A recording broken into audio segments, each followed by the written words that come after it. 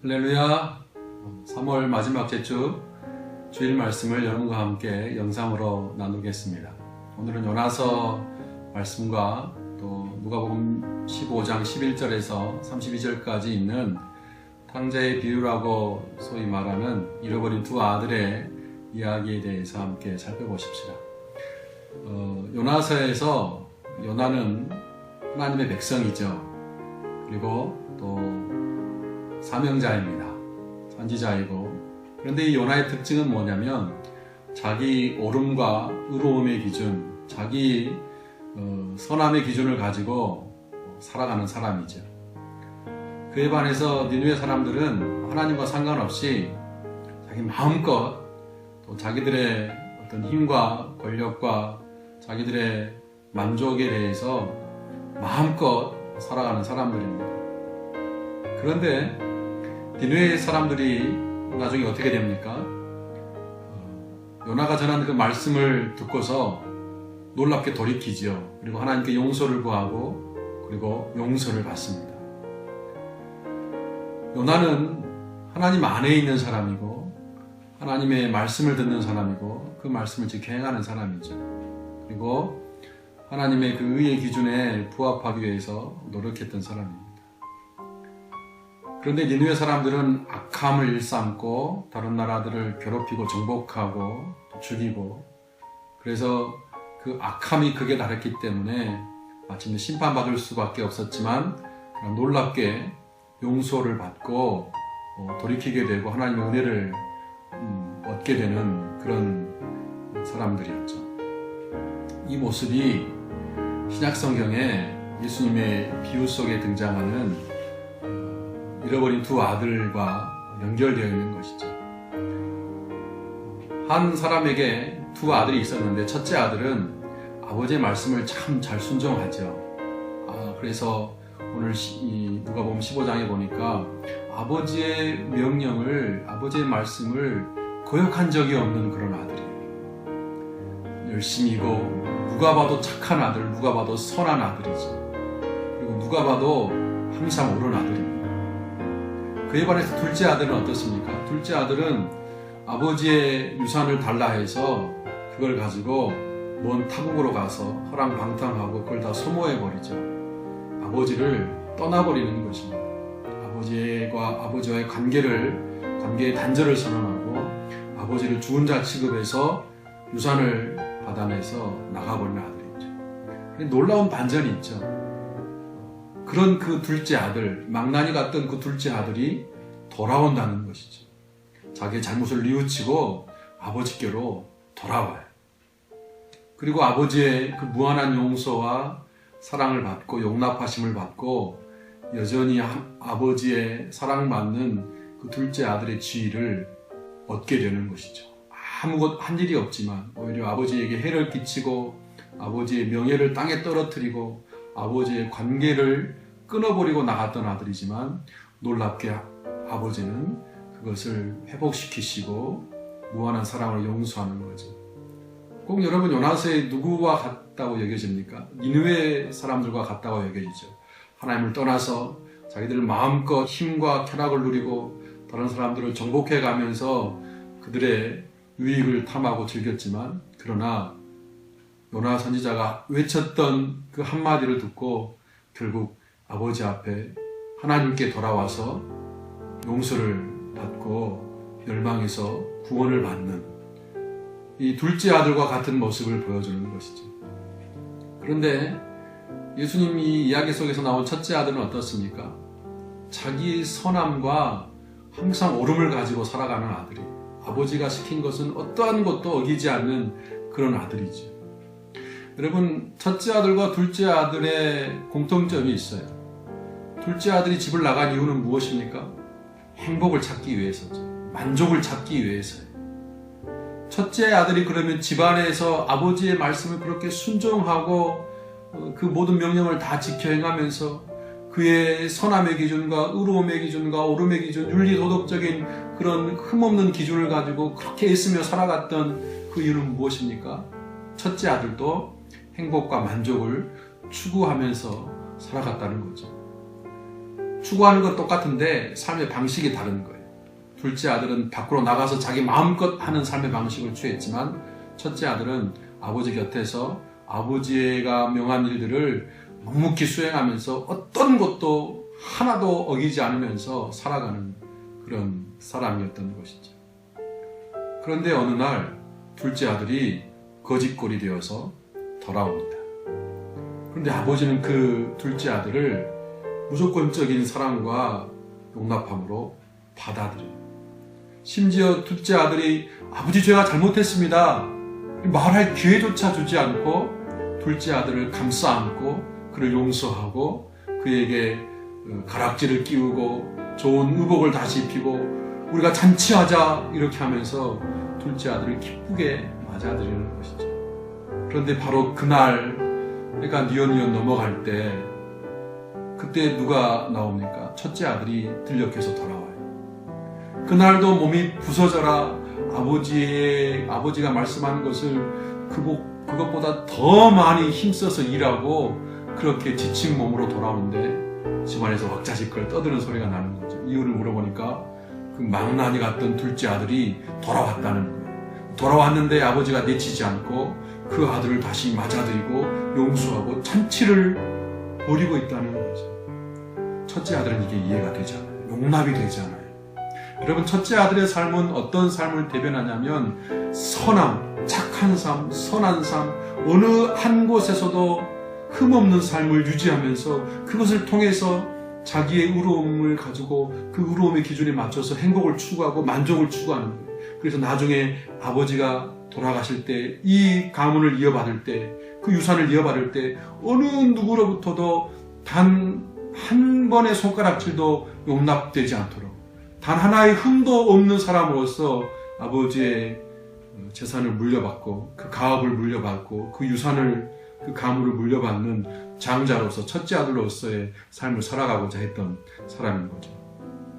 첫째 아들과 둘째 아들 모두 행복과 만족을 추구하는데 그 행복과 만족의 결정적인 핵심이 뭐냐면 재산이에요. 둘째 아들도 아버지의 재산, 유산을 탐내어서 그것을 가지고 행복을 추구하기 위해서 밖으로 뛰쳐나가 버렸죠. 첫째 아들도 마찬가지예요. 아버지의 유산, 장자로서 거둘 그 유산, 거기에 첫째 아들의 행복과 만족이 다 있는데 다만 추구하는 방식은 아버지 집 안에서 장자로서 어느 누구도 손가락질할 수 없을 만큼 완벽한 아들로서 철저하게 도덕적, 윤리적 완전함을 가지고 자기 통제, 자기 절제를 가지고 그렇게 살아가는 거예요. 여러분 누가복음 15장에 배경이 있어요. 예수님께서 계시는데 두 부류가 예수님 가까이 나옵니다. 첫 번째는 모든 세리와 죄인들이라고 누가복음 15장 1절에 기록하고 있어요. 두 번째 찾아온 부류는 서기관들과 바리새인들이라고 찾아오고 있어요. 그런데 여러분 다 이어져 있고 맥락이 다 연결되어 있어요. 요나서의 요나는 누가복음 15장 잃어버린 두 아들의 비유에서 첫째 아들과 가까울까요? 둘째 아들과 가까울까요? 첫째 아들과 이어집니다. 하나님의 백성이고 사명자이지만 그러나 이상하게 하나님의 말씀을 듣지 않고 자기 선함의 기준, 자기 윤리 도덕적인 기준, 자기가 세워놓은 말씀의 기준을 가지고 살아가는 사람. 첫째 아들. 이 첫째 아들이 누가복음 15장 전체 배경에서 누구와 이어질까요? 바리새인들과 서기관들로 이어집니다. 예수님 주위에 있지만 그리고 하나님을 믿고 있지만 누구보다도 하나님 말씀을 잘 알고 하나님 말씀을 외우고 가까이 하는 사람들이지만 자기 기준을 가지고 자기 선함과 윤리 도덕적인 기준을 가지고 그 잣대에 맞추어서 거기에 살아가는 사람. 그래서 첫째 아들과 요나와 바리새인과 서기관들은 아버지 안에 있지만 하나님 곁에 있지만 마음속으로는 하나님을 떠나 있는 사람들을 가리키는 거예요.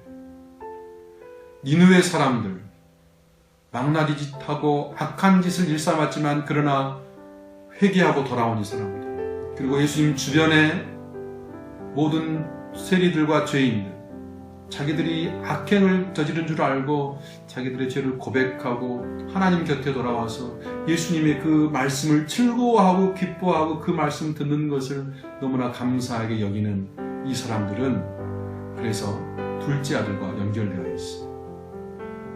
아버지를 배신하고 아버지의 관계를 끊어버리고 아버지를 시체 취급하고 유산을 가지고 도망가 버렸던 그 아들이지만, 그러나 거짓골이 되어서라도 아버지에게 돌아온, 그래서 용서와 사랑을 받고 아버지 아들의 지위를 다시 회복하고 그것을 그저 감사하고 기뻐하는. 사랑하는 여러분, 우리는 이 탕자의 비유라고 일컬어지는 잃어버린 두 아들의 이야기를 들으면서 누구에게 초점을 항상 맞추었냐면 둘째 아들, 그리고 그 둘째 아들을 아낌없이 포옹하고 사랑한 그 아버지의 사랑에 초점을 맞추었죠. 근데 여러분 생각해 보세요. 세리들과 죄인들, 그리고 서기관들과 바리새인들 두 부류에 의해서 둘러싸여 있는 예수님은 잃어버린 두 아들의 비유 이야기를 하면서 누구에게 지금 더 많은 관심을 두고 계실까요? 네, 바리새인들과 서기관들. 아버지 곁에 있지만, 하나님 곁에 누구보다도 가깝게 있지만, 그러나 자기들의 의의 기준을 가지고 누구보다도 하나님과 멀리 떨어져 있는, 그래서 그 기준에 부합하지 않으면 다른 사람들을 정죄하고 그 사람들을 참아보지 못하는 이 사람들, 예수님께서는 더 마음에 품고 지금 말씀을 하시는 거죠. 여러분, 비유 이야기 속에서 첫째 아들은 아버지와 자기가 관계가 끊어져 있다 또는 멀어져 있다는 것을 어떻게 나타내냐면, 둘째 아들이 돌아와서 잔치할 때 그 둘째 아들을 자기의 동생으로 표현하지 않아요. 아버지의 아들이라고 표현해요. 그리고 그를 날카롭게 정죄하고 지적해요. 아버지의 재산을 가지고 창녀들과 함께 허랑방탕하게 다 소모해버린 저 죄인 녀석, 죄인 놈, 이렇게 날카롭게 선을 긋고 아버지와 대립하는 거죠. 이 모습이 아버지 곁에 누구보다도 가깝게 있지만 그러나 아버지와 떠나 있는 첫째 아들의 모습을 나타내죠. 그래서 잃어버린 두 아들이라고 말할 수 있는 거예요. 한 아들은 아버지를 떠나버렸어요. 한 아들은 아버지와 가까이 있지만 그러나 속으로 아버지와 멀어져 버려 있어요. 그런데 한 아들은 마침내 돌아왔어요. 그런데 한 아들은 아직 돌아오지 못하고 잔치에 들어오기를 거부하고 선을 긋고 있는 거예요. 여러분, 요나서에서 나오는 이 요나와 또 이스라엘 사람들, 그리고 오늘 비유에 나오는 첫째 아들, 이 사람들, 그리고 그 배경이 되는 바리새인과 서기관들, 이 사람들은 오늘 우리에게 누구를 가리키고 있을까요? 교회 밖의 사람들일까요? 교회 안의 사람들일까요? 네, 교회 안에 사람들일 수 있다는 거죠.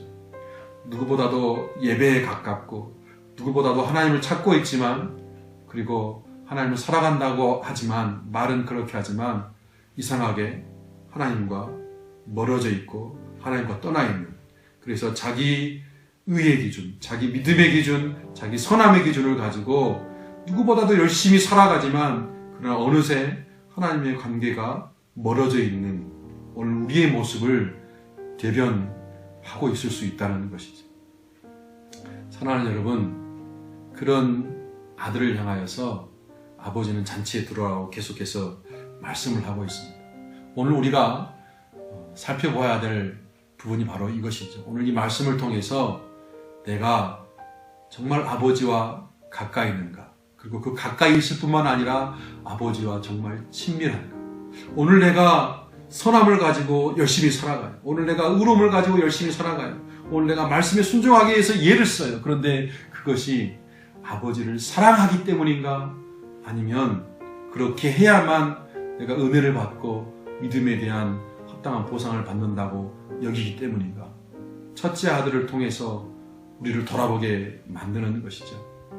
사랑하는 여러분, 이 한 주간을 살아갈 때에 우리가 하나님과 가까이 있지만 그러나 그 너머 하나님과 더 친밀하고 하나님의 그 은혜를 정말로 감사와 기쁨으로 누리는, 그래서 첫째 아들이 한 것 없고 허랑방탕하고 죄 지은 것밖에 없지만 하나님의 무한하신 용납하심으로 용서하심으로 아버지의 그 사랑으로 덮여지듯이 오늘 우리가 그 은혜 안에 머물고 그 은혜를 감사하고 기뻐하고 우리의 신앙생활이 내가 의롭고 선하기 때문에 그 대가로 받는 보상을 기뻐하는 그런 신앙생활이 아니라 아버지의 아들이기 때문에 기뻐하고 즐거워하고 감사하는 그런 은혜가 넘치는 그런 사랑과 긍휼과 용납하심을 경험하는 그런 삶이 될 수 있기를 주님의 이름으로 간절히 축원합니다. 우리 함께 기도하겠습니다. 사랑의 하나님, 우리가 큰아들의 모습을 가지고 여전히 살아가고 있는지 혹 아니면 처음 그 구원의 감격과 기쁨과 즐거움을 가지고 하나님 아버지를 여전히 기뻐하며 사랑하며 살아가고 있는지 돌아보게 하시고 우리에게 온전한 아버지의 자녀로서의 기쁨이 충만하도록 우리를 붙드시고 인도하여 주옵소서. 예수님 이름으로 기도드립니다. 아멘.